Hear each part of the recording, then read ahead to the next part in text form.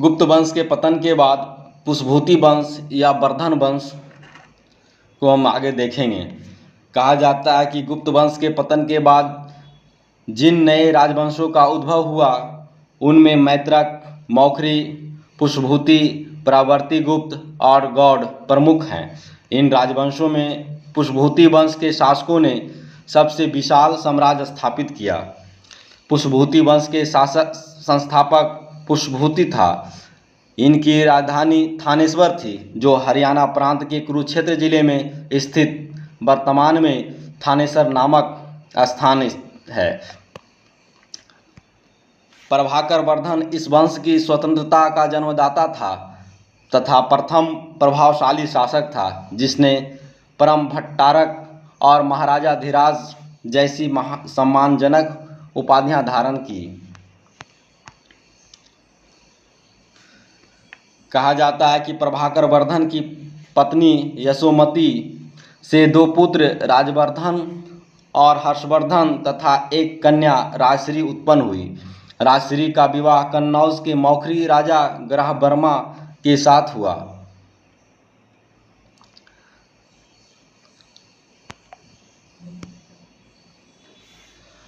उसके बाद मालवा के शासक देवगुप्त ने ग्रहवर्मा की हत्या कर दी और राजश्री को बंदी बनाकर कारागार में डाल दिया। राजवर्धन ने देवगुप्त को मारकर परंतु देवगुप्त के मित्र गौड़ नरेश शशांक ने धोखा देकर राजवर्धन की हत्या कर दी। जब राजवर्धन ने देवगुप्त को मार डाला, उसके बाद देवगुप्त का मित्र जो था गौड़ नरेश शशांक ने धोखा देकर राजवर्धन की हत्या कर दी। नोट: शशांक शैव धर्म का अनुयायी था। इसने बोधि वृक्ष को कटवा दिया। बोधि वृक्ष जो बोधगया में स्थित है। उसके बाद हम देखते हैं कि राजवर्धन की मृत्यु के बाद 606 ईस्वी में 16 वर्ष की अवस्था में हर्षवर्धन थानेश्वर की गद्दी पर बैठा और हर्ष को शिलादित्य के नाम से भी जाना जाता था। इसने परम भट्टारक नरेश की उपाधि धारण की। हर्ष ने शशांक को पराजित करके कन्नौज पर अधिकार कर लिया तथा अपनी राजधानी बनाया। हर्ष और पुलकेशिन द्वितीय के बीच नर्मदा नदी के तट पर युद्ध हुआ, जिसमें हर्ष की पराजय हुई। चीनी यात्री हेनसांग हर्षवर्धन के शासनकाल में भारत आया। नोट: हेनसांग को कहा जाता है यात्रियों में राजकुमार, नीति का पंडित एवं वर्तमान शाक्यमुनि कहा जाता है। वह नालंदा विश्वविद्यालय में पढ़ने एवं बौद्ध ग्रंथ संग्रह करने के उद्देश्य से भारत आया था। हर्ष 641 ईस्वी में अपने दूत चीन भेजे तथा 643 एवं 645 ईस्वी में 2 चीनी दूत उसके दरबार में आए। उसके बाद हम देखते हैं कि हर्ष ने कश्मीर के शासक से बुद्ध के दंत अवशेष बलपूर्वक प्राप्त किए। हर्ष के पूर्वज भगवान शिव और सूर्य के अन्य उपासक थे। प्रारंभ में हर्ष भी अपने कुल देवता शिव का परम भक्त था। चीनी यात्री हेनसांग से मिलने के बाद उसने बौद्ध धर्म की महायान शाखा को राजाश्रय प्रदान किया तथा वह पूर्ण बौद्ध बन गया।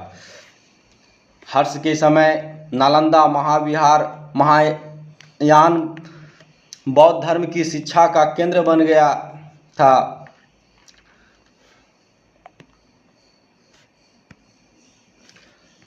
हर्ष के समय में प्रयाग में प्रति 5 वर्ष एक समारोह आयोजित किया जाता था, जिसे महामोक्ष परिषद कहा जाता था।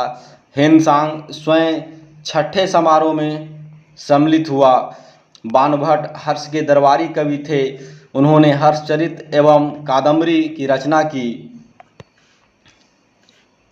उसके बाद हम देखते हैं कि प्रियदर्शिका, रत्नावली तथा नागानंद नामक 3 संस्कृत नाटक ग्रंथों की रचना हर्ष ने की थी। कहा जाता है कि धावक नामक कवि ने हर्ष से पुरस्कार लेकर उसके नाम से ये तीनों नाटक लिख दिए।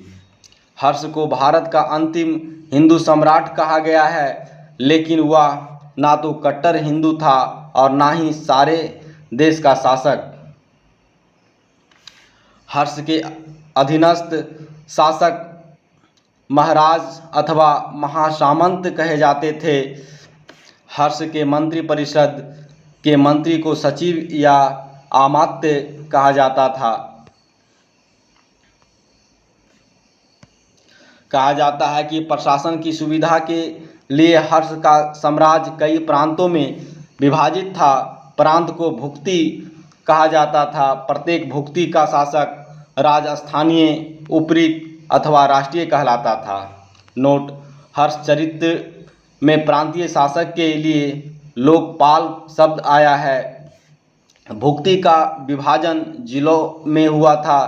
कहाँ हुआ था? जिलों में हुआ था।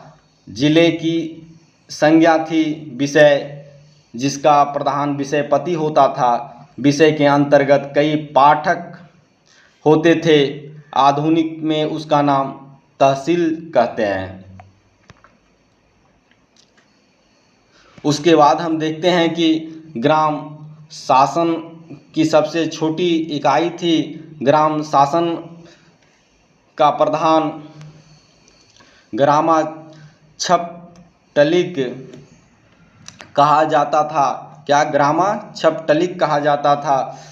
पुलिस कर्मियों को चाट या भाट कहा जाता था और दंडपाशिक तथा दांडिक पुलिस विभाग के अधिकारी होते थे। हर्षचरित्र के अनुसार हर्ष की मंत्रिपरिषद भंडिक प्रधान सचिव, सिंहनाद प्रधान सेनापति, कुंतल अश्व सेना का प्रधान, स्कंदगुप्त गज सेना का प्रमुख हुआ करते थे।